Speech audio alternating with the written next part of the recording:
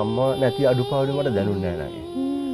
අම්මා කියන නම මට දැනුණා. අම්මා කියන වචනේ මට ඒ අඩුපාඩුව තිබ්බා. මම ඒ වචනේට හරි හුරු නැහැ මට. අම්මා කියන වචනේ ඒ අම්මා කෙනෙක්ගෙන් ලැබෙන්න ඕන ආදරේ මම හිතන්නේ ඒ වගේ ඒ හා සමානව මට මගේ ආච්චිලා දෙන්නගෙන් හම්බුණා. සහ ආච්චිලා දෙන්න හින්දා තමයි මම මෙතන ඉන්නේ.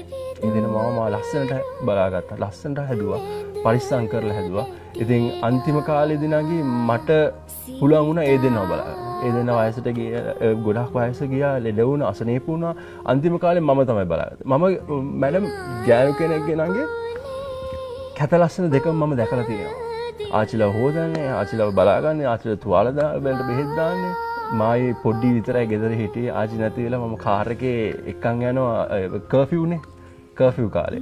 ඉතින් මං ආච්චිව ඉස්සරහා සීට් එකේ තියන මම අත මොකද සීට් බෙල්ට් දාන්න වෙලාව නෑ. රෑ පාන්දර 1යි කර්ෆියු දාලා මුකුත් වාහන මුකුත් නෑ. මම කෙලින්ම යන්නේ මං එතකොට මේ කිරුළපනේ හිටියේ. යනකනුත් මම අත තියාගෙන පපුවට අත තියාගෙන අරන් ගියේ. ඒත් බාර ගන්න බෑක මොකද කොරෝනා කාලේ කවක්වත් බාර ගන්න. ඒතකොට මම ජෙනරල් හොස්පිටල් අරන් යනවා.